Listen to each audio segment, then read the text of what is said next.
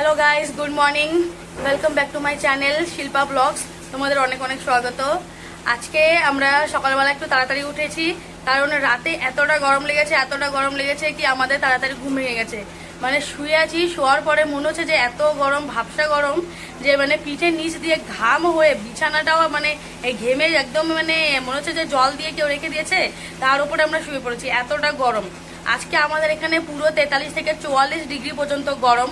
আমি হরিয়ানাতে আছি, সেইখানে এরকম অবস্থা। এখানে যা গরম পড়ে সেটা যারা হরিয়ানার লোক আছে তারা অবশ্যই জানে। আর তোমরা কোথায় কোথা থেকে দেখছো ভিডিওটা, তোমাদের ওদিকে কতটা গরম আছে, কত ডিগ্রি গরম আছে আমাকে জানিও কমেন্ট বক্সে। এই গরমে সবার একই অবস্থা, কেউ ঠিক মতন না খেতে পাচ্ছে, ঠিক মতো না ঘুমাতে পারছে, একই অবস্থা। যাদের এসি আছে ঘরে তারা একটু শান্তিতে থাকতে পারছে, তাছাড়া যাদের ফ্যান আছে, কুলার আছে, তাদের সেরকম একটা শান্তি নেই। তো দেখে নাও আজকে আমরা কি করছি। ঘুম থেকে উঠে সকাল সকাল আমাদের ব্রেকফাস্ট করা হয়ে গেছে। চা খেয়েছি, সাথে ছিল রুটি, এই দুটো খেয়ে নিয়েছি সকালবেলায়। আমরা যত বাঙালি, তো আমাদের সকালবেলা কিছু লাগবে একটু, একদম হালকা আমরা খেতে পারি না, হালকা খাবার খাওয়াও যায় না, আমাদের ধারায় তো হয়ই না একদম। তো আমরা এখন খাওয়া দাওয়া করলাম, খাওয়া দাওয়া করে একটু কথাবার্তা বললাম, বলতে বলতে আমরা ঘরের টুকটাকি যেরকম কাজ টাজ থাকে, জামা কাপড় ধোয়া, ঘর গোছানো, কাপড় চাপড় কাচা, রান্না বাড়া, সেই সব কিছু শেষ করে নিয়েছি। এখন মা রান্না বাড়ার দিকে চলে গেছিলো, রান্না বাড়া হয়ে গেল, আমার একটু বিছানা গুছালাম, ঘর টর পরিষ্কার করলাম। তো করে ঠরে এই মাত্র বসে আছি, বসে আমি তাই একটু ভিডিও বানিয়ে নেই, তো ভিডিওটা বানাচ্ছি। এখন আবার স্নান করতে হবে, আমার ছেলেকে আগে স্নান করাবো, করিয়ে টরিয়ে আমিও স্নান করব। স্নান করার পরে তারপরে তোমাদের সাথে কথা বলছি। টাটা।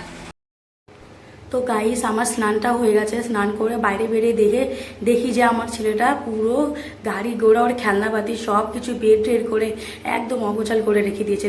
দেখো মানে কি আর বলবো, ঘরটা কোনো সময় আমি গুছিয়ে রাখতে পারি না, বা অন্য কেউ গুছিয়ে রাখলেও তার সাথেও এরকমই অবস্থা হয়। যেখানেই খেলনা রাখো সেখান থেকে খেলনাটাকে বের করে অগোছাল করা আমার একটা নিজের কাজ, খুব খুশি হয়ে যায়।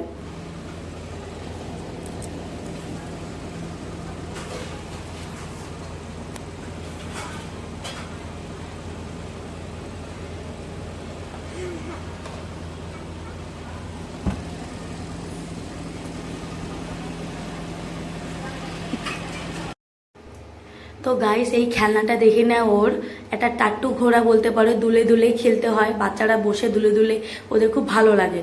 তো এই খেলনাটা আমাদের এখানে একটা বাচ্চা আছে, ওরটা দেখে এত জিদ করেছে যে ওর বাবা ওকে কিনে দিতে বাধ্য হয়েছে।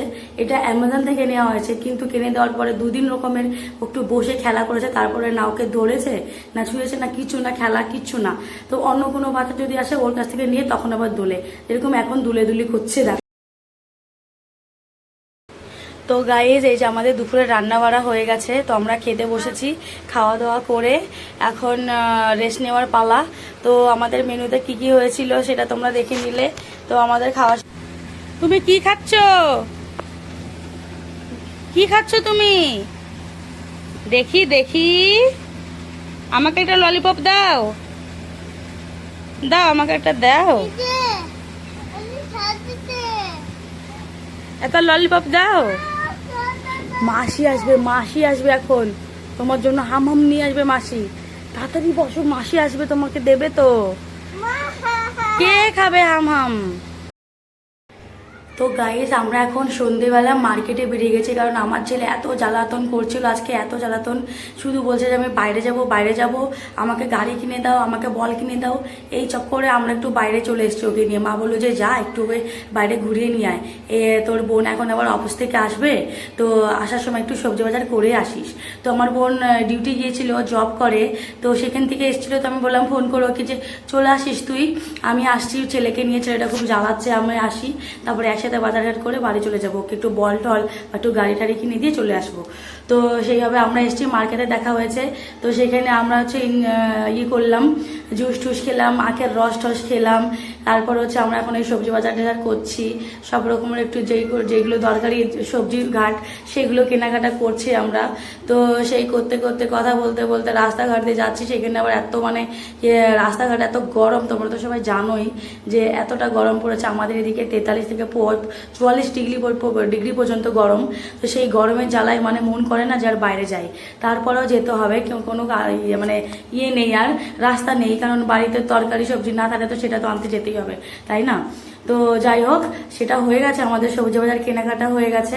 তো মাকে ফোন করেছিলাম, মাকে বললাম যে মা, যে তুমি কিছু খাবে কি, নিয়ে আসবো কিছু? তো মা বললো যে এগ রোল খুব পছন্দ আমার, তাহলে তুই নিয়ে আয়। তো এগ রোল কিনলাম, এগ রোল কেনার পরে আমরা হচ্ছে আবার একটু চিকেন আনতে গেছিলাম, চিকেন টিকেন নিয়ে আসলাম দোকান থেকে, নিয়ে যেয়ে যে বাড়ি আসলাম, বাড়ি এসে চিকেন টিকেন।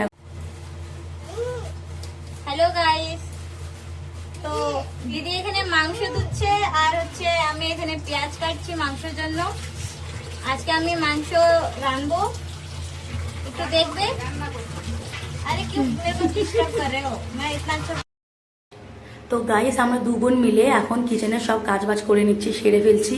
আমরা দু বোন এখন রান্নার দিকে এসে গেছি। মা হচ্ছে রেস্ট নিচ্ছিল, আমার ছেলেকে সামলাচ্ছিল।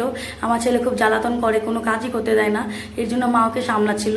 তো পেছনে শুয়েই রয়েছে মা, ওইদিকে আবার আমার ছেলে মাকে অনেক ডিস্টার্বও করে।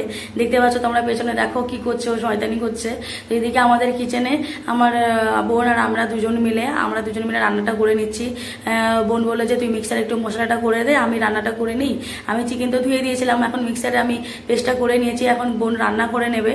আমাদের দুই বোনের মধ্যে প্রচুর মিল, মানে কি বলবো, আমরা হচ্ছে বোন, আমরা হচ্ছে বেস্ট ফ্রেন্ড।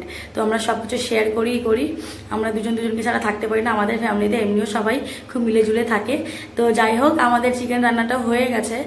বোন এত টেস্টি রান্না করেছিল, মানে কি বলবো।